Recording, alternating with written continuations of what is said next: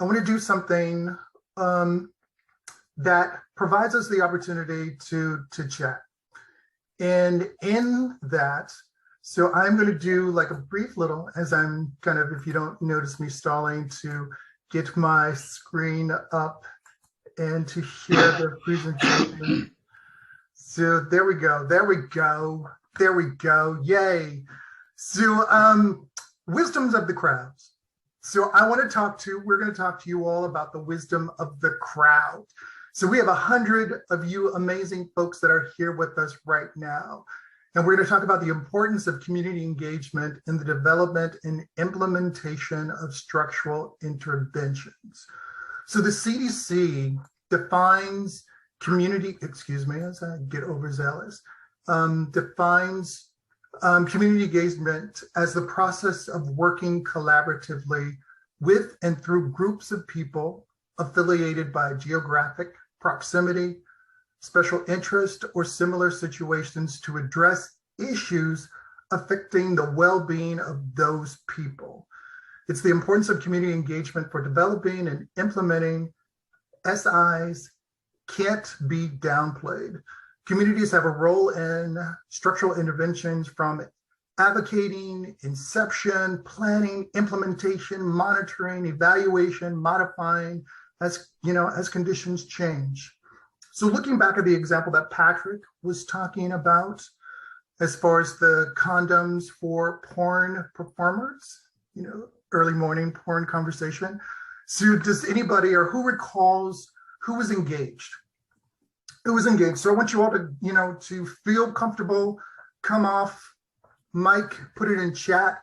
Who was engaged? So who did they engage when they were talking about reducing HIV rates within the porn industry?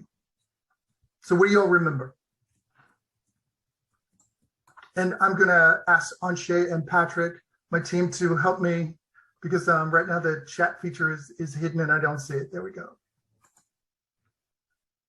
We have one. So this mandatory testing. Thank you. And I'm sure that's where you're going, Brad, as it popped up and I saw it. So mandatory testing, what else? Who else was involved? So condoms use in all films, okay. So what do you think the purpose was? So why are they doing this? So what is the wisdom of that crowd? So to have a structural intervention in the porn industry to reduce HIV rates. And availability of contraceptives. Okay, so the availability of contraceptives. Okay. So what were some of the other people that were involved around those conversations? What do you remember? CDC. Okay, public health, yeah. Public health, yeah. Sex workers, yep. Health department, absolutely, health department. Yeah, you got it. Rachel, AIDS organization. Yeah. Yeah. So there were, and producers, makers of film, CEO of companies who also had AIDS organization, policy makers, absolutely, absolutely. So when you talk about the whole wisdom of the crowd, all of those individuals were part of that community engagement, right? So when we're thinking about, community engagement and wisdom of the crowd, folks are also putting in more, of course, the performers, absolutely. Absolutely, absolutely. And I'm so glad that someone put that in. Thank you, Pedro.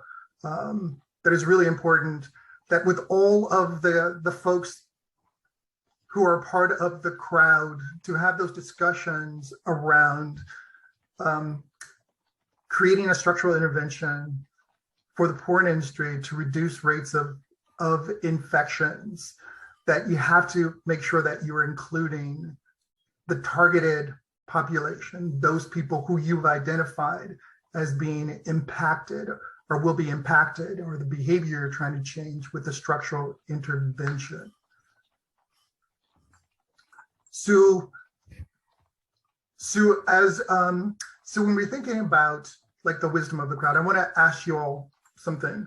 So I know that when we were talking about the example that Patrick used as far as the porn industry, that we're really talking about, implementing and increasing the condom use, right?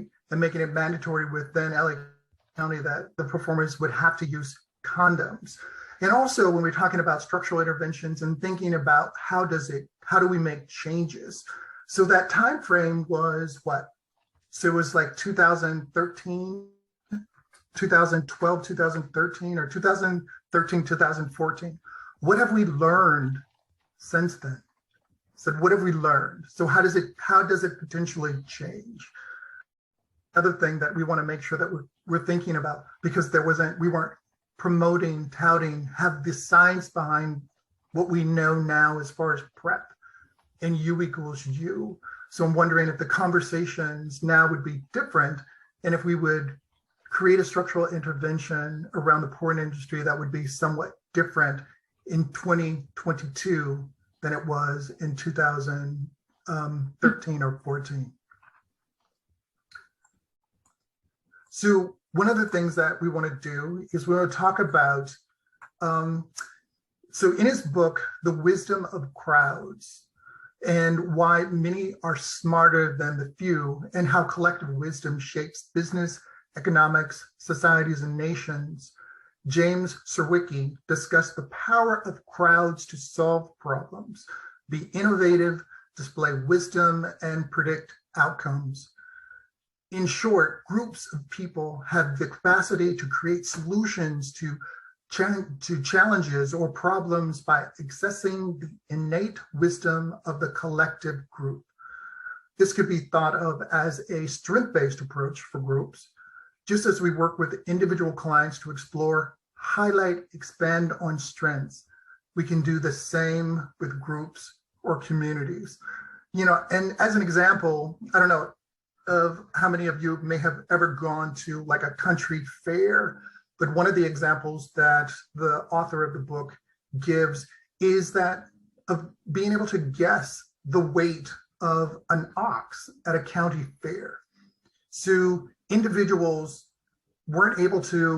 collective individuals weren't able to narrow it down as much as the collective group. The crowd, in throwing out suggestions and narrowing down, were able to guess within, a pound or two, the weight of the ox. And this is a perspective that speaks, well, not so much just of the weight of the ox, but the perspective of the resources and the strength within the crowd. Perspective that speaks very strongly to the importance of community engagement when we're developing or implementing a structural intervention. The priority population has the wisdom to inform the process and ensure that structural interventions are effective and address the 3 A's that Patrick just talked about. And then once again, that's availability, accessibility, and acceptability and accessibility. Specifically, the community for the SI is being implemented for.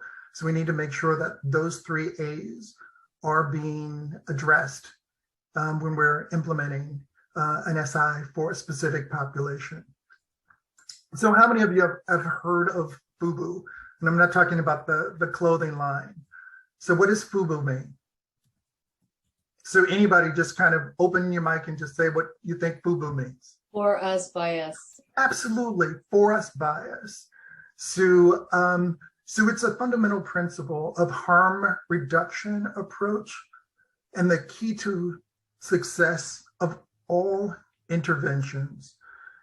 If interventions involve the intended beneficiaries in a significant way from start to finish, the power of the intervention will be much greater. The bigger the us we engage, the more wisdom we leverage. And as we hear from our presenters over the next 2 days, so we're going to invite you all to take note on how communities were engaged and look for methods that might work for you all in the work that you do. So I'm going to ask you all some questions. And then once again, this is our wisdom of our group. So the way that this is going to work is I want us just to have kind of a conversation, but I'm going to set it up in a way to kind of normalize and kind of ground it.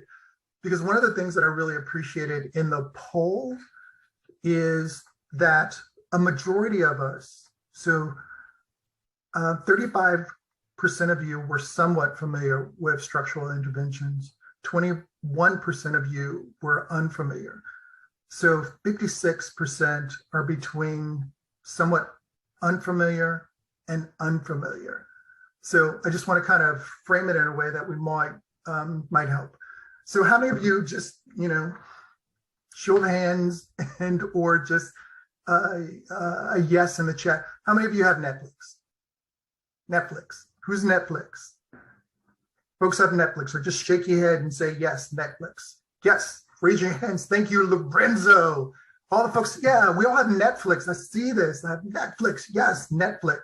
So if I were to ask you all, so what is the top, what should I be? I am new to Netflix, all right? I just got my subscription to Netflix. So what should I be watching? So what should I be watching? So just tell me, what should I be watching? What should I watch? You are my crowd.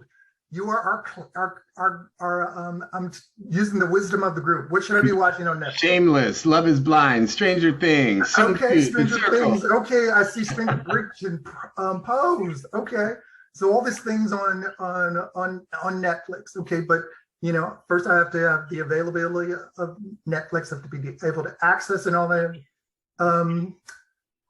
Tinder Swindler. Okay, I haven't heard of Tiger King. Yes. So, and the reason I'm using Netflix is because, and asking you all, it is, first of all, I have to be a part of a community that has Netflix, right? There has to be a way in which you all have seen the shows that that you're making recommendations are from. If I would have said, what is a specific science fiction movie that I need to watch on Netflix? That might have been something that's different. Your answers may have been different. If I would have said, what is a comedy that I could have and should have been watching on Netflix?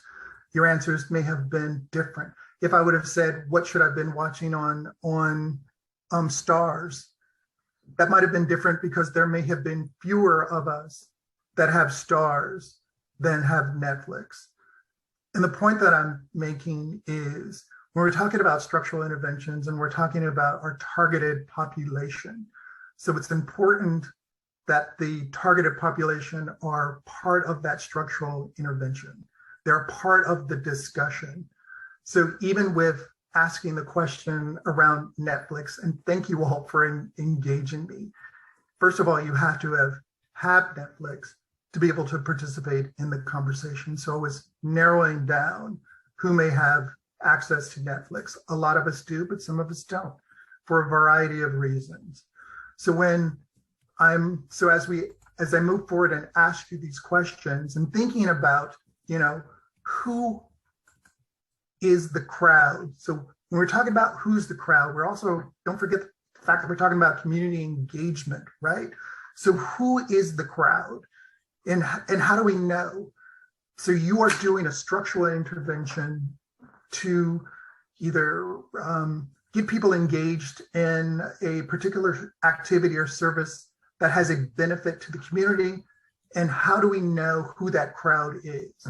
What do you all think? And how do we know? And I really want to have a conversation. So feel free to just chime in and let's just chat. Let's talk about it. So what do you think? So who is the crowd? How do we know, who we're going to engage in our structural intervention? So who is that crowd? Who is that wisdom that we're drawing on?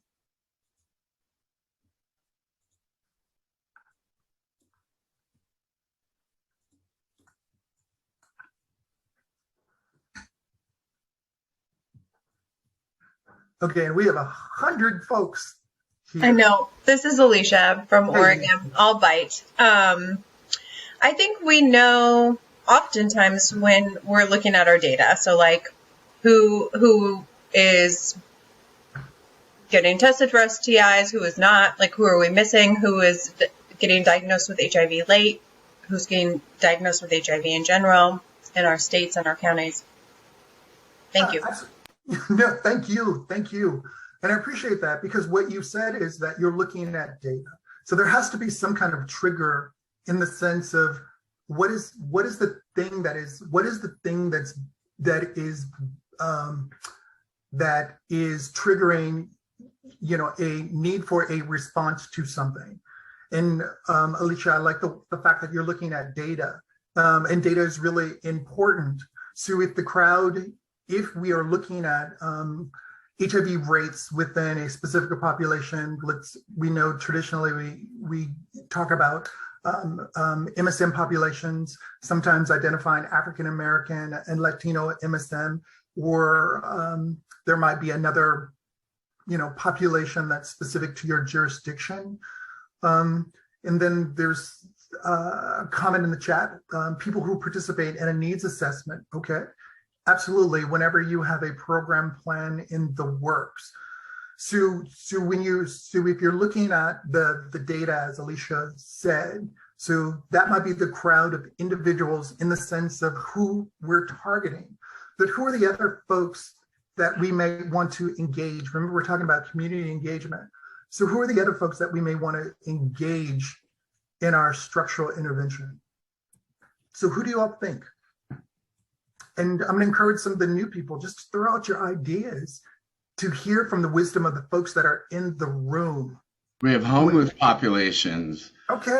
Leaders Absolutely. being followed, yes. Support systems of those impacted, college students. Absolutely. All of that. Because it depends on, you know, who you're structuring your structural intervention for. What is the particular issue that you are hoping to address from a public health standpoint? So in that, there's also, we want to ask you, it's like, how do you find and engage the largest number of those members of the crowd? So how would you do that? What do you think? So we're talking about structural intervention, and we're trying to make a change either in our prevention, getting folks connected, getting folks tested, or addressing any other disparity that may impact the way in which we help folks learn their HIV status, connect to care and prevention programs. So some folks saying raffles, giveaways, community outreach, mobile vans, be a part of a local community outreach events, host a community event. Yeah, absolutely. All the ways in which you can bring people to your organization so they can hear more information about what you are doing, and then find out how they can or need to or want to participate. And advertisements, absolutely. Stipends for time and expertise, that might be really important for certain segments of your crowd. If they don't have the resources to be able to access where you're located, then there might need to be some kind of incentives to kind of bring them to the table. And then somebody says, go out to the community instead of trying to bring them to the table. Yeah, if you have the opportunity and the resources and the availability to go out into the community, right? Dance club. So these are all great examples of how we can find members of the crowd. Remember, once again, the crowd is really going to depend on what are you targeting your structural intervention to do. And not only to do, but what is the outcome that you want from that structural intervention? So I have another question for you all. So how do you use the wisdom you find to inform your structural intervention? So how do you use that wisdom? So what are you going to do with it? So we're creating a structural intervention, let's say, to increase the number of individuals who actually know their HIV status and actually are linked into care. So how do you use that wisdom of the crowd to be able to do that? So what do you think? Talk to me.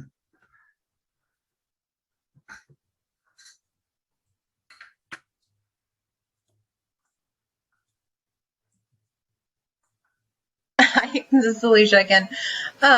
This is where things, I think, get really tricky for interventions, because if you're looking to like change policy at the government level, it's really slow. There's a lot of red tape. And so the community could be saying, this is how we get to this goal, but we can't always like start there. And I think that's where I guess I have a question, is like, how do we use the wisdom to inform that? Like, how do we like really take what the community is telling us and move that forward when we have so much red tape? And I guess in some ways, I think it's partnership with community-based organizations or other people who are part of the community instead of doing it ourselves, I think, sometimes. And Alicia, I appreciate the question. And what I'm going to do is I'm going to throw it out to the community, our community, to see what they think. And I also see that Lorenzo has his hand up as well. So we're going to go to him. But what do you all think in response to Alicia's question?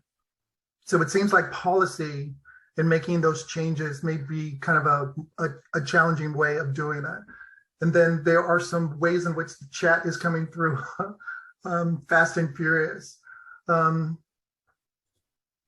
Lorenzo says, what is your experience, and see where barriers and successes are? Use the wisdom to develop your programming, incorporate ideas and what is learned into requests for proposals and other methods of program development. And that's from Matt Willis from the California State Office of AIDS. So thank you, Matt. And then Pedro is agreeing. I'm thinking that he may be agreeing to like Matt's comment. And then Greg says, empowerment of the community to advocate for changes they need. So there are ways in which, we here in our wisdom of our crowd, Alicia, are throwing out some suggestions and how you can kind of think about ways, and they're throwing out suggestions that you may be able to address the question that you just had, as far as, those big kind of ways in addressing things on structural interventions and trying to enact policy changes. And I just, Duran, this is Patrick, and I just wanted to add that a lot of these things happen not in a very formal manner sometimes. It's having that champion that is really somebody who's vocally supporting your structural intervention. And be sure to involve those players who may not be at the table. Involve somebody from your city council. Involve those people who are in positions that they can make some of these things happen. In the state of Iowa, for example, they overturned one of the strictest criminalization laws in the country by really what was an elevator talk. It began on an elevator with this politician that became, a real proponent of overturning this law, and they were able to do that. And had it not been for, that brief meeting, and somewhat the right place at the right time, but this person from the intervention had made it a point to be at this meeting where this politician was, and that's kind of what really catapulted the whole thing. So thinking along those levels, who are not the most obvious players. Yeah, and so and thank you, Patrick, for that, because I think that one of the things that we may think of is that it may seem overwhelming. It may seem, insurmountable when we're really talking about trying to make these larger structural changes. But I appreciate what Patrick is sharing, because I think that sometimes what needs to happen is that whole networking, is really brainstorming, really bringing in the target group and those folks that are at higher levels, potentially higher levels within the need of change, and getting their perspective and getting their buy-in to be able to make those policy changes. And Alicia, I see you did a heart, so that I'm guessing that spoke to addressing your need. So what else do you all think as far as around, the wisdom and how do you engage or how do you use the wisdom you find to inform your structural intervention? What do you all think? What additional things might you think of, or challenges or successors in accessing and pulling in the wisdom of the crowd?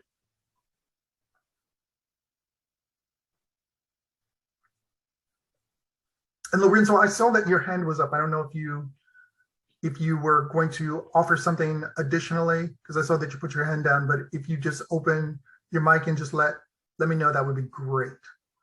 And also it'd be good to say hi to you, my old friend. Hi. No, I think what I was going to say, everybody just chimed in and it was, I think we're in some ways saying the same kind of thing, which I kind of agree with all of it.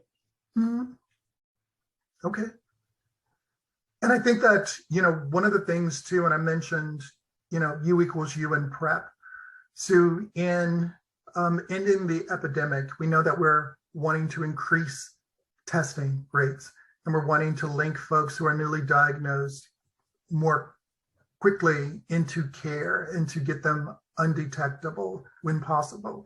We're also wanting to increase folks' awareness of their HIV status, and folks who are potentially at a higher risk for acquisition, to make sure that they are linked into STI screening and potentially methods to keep them remaining HIV negative.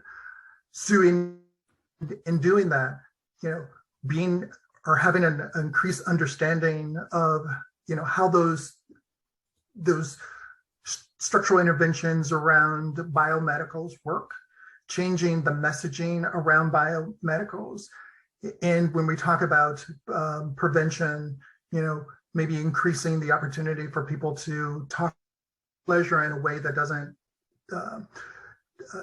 have a negative aspect for men who engage in sex with other men from a pleasure standpoint. I know that I'm a man of a certain age, and all of my historic memories around HIV were prevention, and the fact that it was so risky to engage in sexual contact with other men, that it wasn't something that was ever something about pleasure. So being able to have those conversations and be able to bring in different perspectives around where we are now with HIV and where we want to gear folks toward as far as HIV. And folks are chiming in, and Anshe says, using data qualitatively and quantitatively, we collect to tell the story. Elizabeth is talking about reduced stigma. Absolutely. Absolutely. And forgive me if there are others that I've missed. But yeah, so when we're thinking about, once again, the wisdom of the group and the wisdom of the crowd, as we move forward through the rest of today and tomorrow, really kind of, once again, pay attention to or listen for how the presenters have used ways in which they have garnered and pulled in those folks within the community, and also in positions of power, to be able to help them successfully launch or implement their structural interventions.